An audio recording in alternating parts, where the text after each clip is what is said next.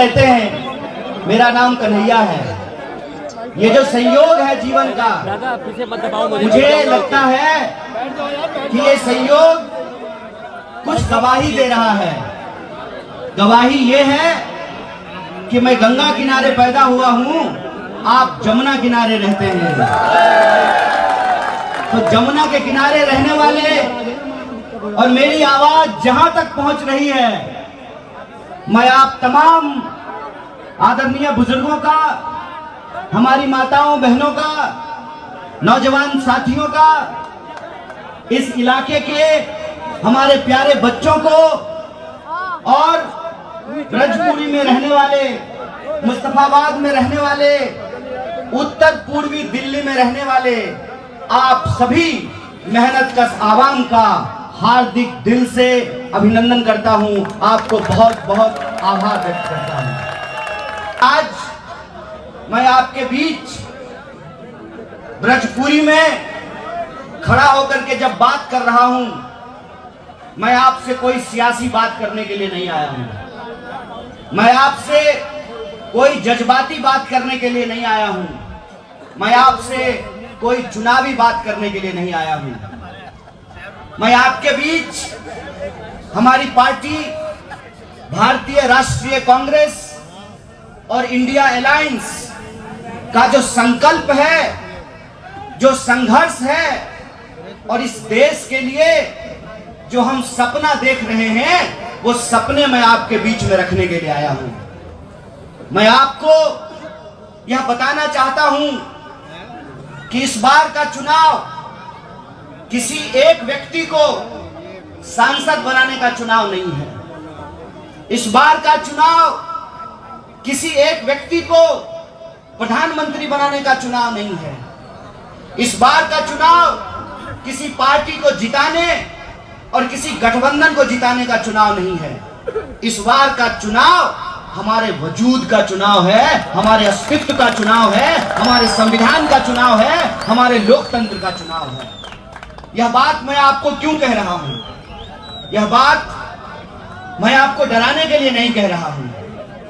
यह बात आप सब पिछले कई सालों में महसूस किए हैं। इस बात को मैं बस दोहरा रहा हूं आपके सामने।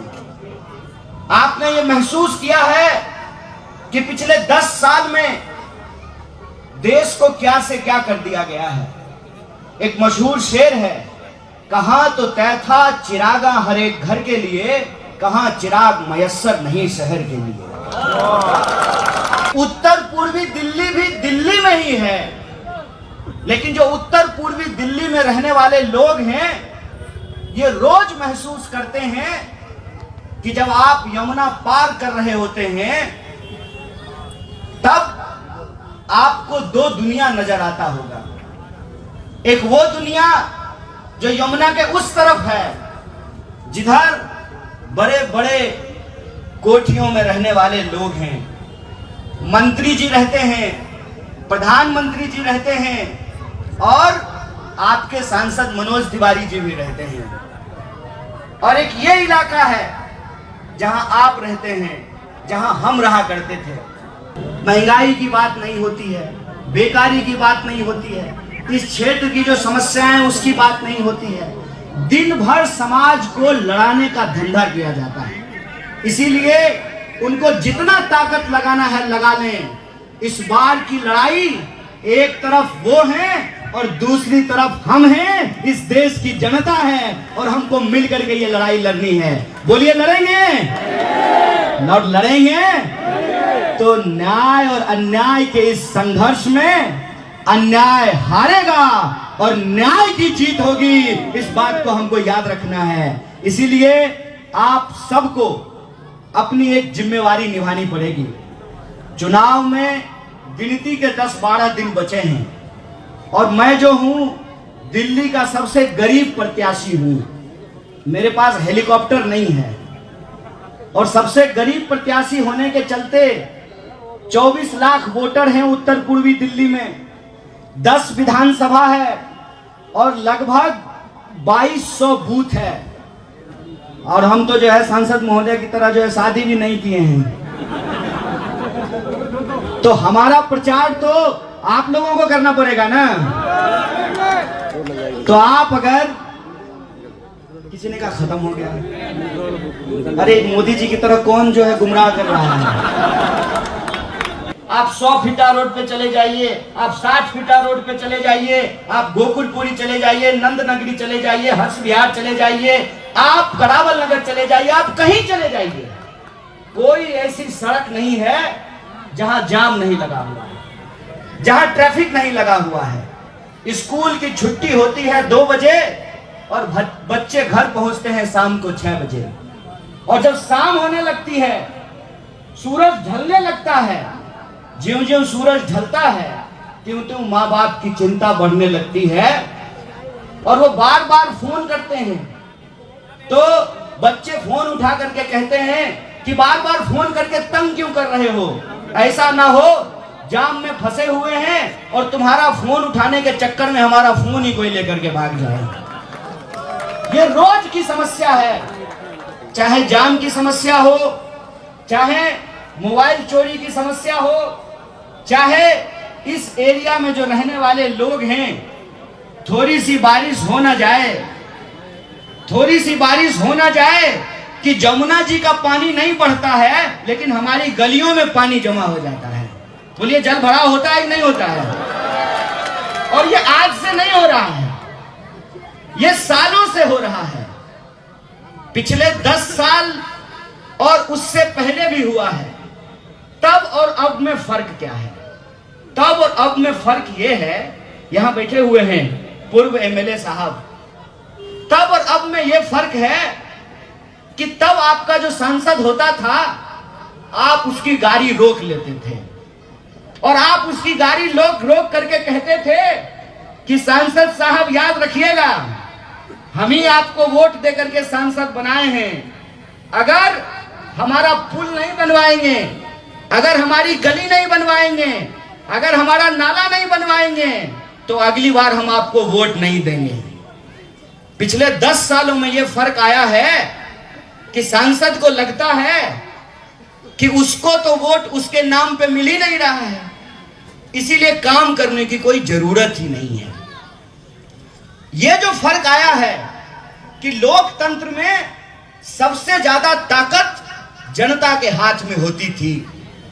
नया निजाम आया है, नया कायदा लेकर आया है और यह जो नया निजाम है उसको नया कायदा यह मालूम हो गया है कि समाज को आपस में लड़ा दो, झगड़े लड़ा दो, इस गली को उस गली से लड़ा दो, इस विधानसभा के लोगों को उस विधानसभा के लोगों से लड़ा दो।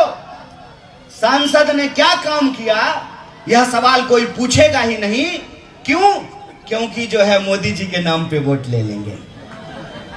और यह जो फर्क हुआ है उसका नतीजा यह है कि 10 साल में सांसद महोदय दिल्ली के सबसे अमीर सांसद बन गए हैं। तो उस अमीर सांसद को यह गरीब लड़का चप्पल पहनने वाला चुनौती देने के लिए आया है। यह चुनौती देने के लिए आया है कि देखते हैं तुम्हारे देश दोस्त के टेम्पो में कितना काला धन है। तुम्हारे दोस्त के काला धन वाले टेम्पो का मुकाबला हम ई रिक्शा से करेंगे, इस बात को याद रखना। और रही बात हमारे एजेंडे की, जिस सपने की बात हमने आपसे की है, हमारा सपना यह है कि दिल्ली में रहने वाले लोग चाहे यमुना के उस तरफ रहते हो चाहे यमुना के इस तरफ रहते हो, वो भारत के नागरिक हैं। और वो अगर भारत के नागरिक हैं तो इस देश के संविधान ने, इस देश के लोकतंत्र ने उनको एक अधिकार दिया है। और अधिकार यह है कि जिसके पास फॉर्च्यूनर है उसका वोट भी एक होता है और जिसका बाप जूता सिलने का काम करता है उसका वोट भी एक होता है। यह है संविधान की ताकत। और इस संविधान की ताकत को ये हमसे छीन लेना चाहते हैं। और आपने देखा कि सूरत में इन्होंने क्या किया। सूरत में चुनाव नहीं हुए, जो सूरत के लोग थे वो अगर भाजपा के खिलाफ वोट देना चाहते थे, उनके पास वोट देने का कोई विकल्प नहीं था। कई सारे लोगों ने यह शिकायत किया कि आप हमारी गली में नहीं आए हैं, आप हमारे मोहल्ले में नहीं आए हैं, हमने आपको सिर्फ YouTube पे देखा है। तो मैं उन लोगों को एक बात कहता हूं, दोस्त मेरे, ये लड़ाई बहुत बड़ी है। ये देखने और दिखाने की नहीं, बचने और इस देश को बचाने की लड़ाई है। इसीलिए उन लोगों को मैं सिर्फ इतना कहना चाहता हूं कि आपने उसी YouTube पे जहां आपने हमको देखा है, उसी YouTube पे एक और वीडियो आपने देखा होगा। भाजपा का सांसद का बेटा, लोग कहते हैं ईवीएम हैक होता है, उसके बेटे ने पोलिंग स्टेशन का अपहरण कर लिया और अपहरण करके ईवीएम अपने हाथ में लेकर के कह रहा था कि ये ईवीएम मेरे बाप का है। इतना अहंकार, इतनी ताकत और इतना घमंड उसके दिमाग में कैसे आया है? इतना अहंकार, इतना घमंड, इतना ताकत उसके दिमाग में इसलिए आया है कि उनको लगता है कि उनको कोई हरा नहीं सकता है। तो मैं कहता हूं कि देश में जब जब अत्याचार बढ़ता है, रावण को भी लगता था कि उसको कोई हरा नहीं सकता है, कंस को भी लगता था कि उसको कोई हरा नहीं सकता है। लेकिन जब जब कंस पैदा होता है, तब तब कन्हैया का भी जन्म होता है। इनको यह लगता है कि लोकतंत्र को ये जेल में बंद कर देंगे।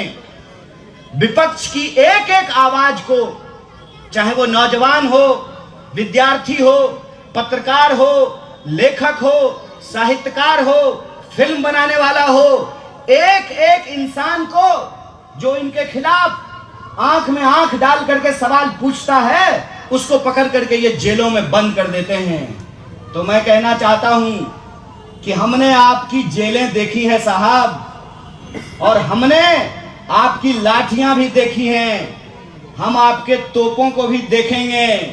लेकिन याद रखिएगा, ये भारत की भूमि है, ये भारत की धरती है। एक वक्त तक हम अत्याचार बर्दाश्त करते हैं, और जब अत्याचार सर से ऊपर बढ़ जाए तो हम एकजुट होकर के उसका मुकाबला करते हैं। इस बात को याद रखिएगा, इस बात को याद रखिएगा कि आप हमारे समाज को बांटने की कितनी भी कोशिश कर लीजिए, अंग्रेज भी यही करा करते थे, अंग्रेजों की भी यही साजिश थी, उन्होंने भी इस देश के साथ यही किया था। लेकिन जब अंग्रेजों का अत्याचार बढ़ा तो एक साथ राम प्रसाद बिस्मिल भी पैदा हुए और अशफाक उल्लाह खान भी पैदा हो गए थे। ये याद रखिएगा कि इस धरती से प्रेम करने वाले लोग, चाहे उनका नाम कुछ भी हो, उनका धर्म कुछ भी हो, वो रहते किसी भी इलाके में हैं, जब बात देश की आएगी, जब बात संविधान की आएगी, जब बात लोकतंत्र की आएगी, तो हम तमाम लोग एकजुट होकर के इसका मुकाबला करेंगे। बोलिए, संविधान बचाने की इस लड़ाई में आप साथ हैं कि नहीं हैं? अगर आप साथ हैं तो मैं आपको एक मजेदार बात बताता हूं। पहली बार जब मैं उत्तर पूर्वी दिल्ली में प्रत्याशी बना तो मैं लोगों से बात कर रहा था, तो सारे लोग यही कह रहे थे कि हम आपको वोट देंगे, हम आपको वोट देंगे, हम आपको वोट देंगे। लेकिन जब मैं उनसे बात करने लगा तो वो लोग कहने लगे कि हम आपको वोट नहीं देंगे, हम आपको वोट नहीं देंगे। तो सारे लोग यही कह रहे थे कि